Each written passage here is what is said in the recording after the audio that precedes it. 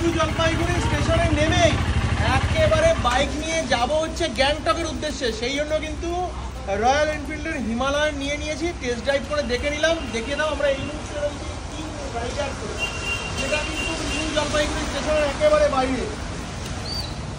ওয়েদারটা কিন্তু দারুণ ওয়েদার, হচ্ছে বৃষ্টি, তার মাঝখানে একেবারে আজকে কোনো গাড়িতে না বাইক রাইড করে পৌঁছাবো একেবারে গ্যাংটকে। এছাড়াও কিন্তু তোমরা এখান থেকে চাইলে বিভিন্ন রকমের বাইক রেন্টে তোমরা নিতে পারবে, রেন্টে নিয়ে বেরিয়ে পড়ো একেবারে পাহাড়ে ঘুরতে।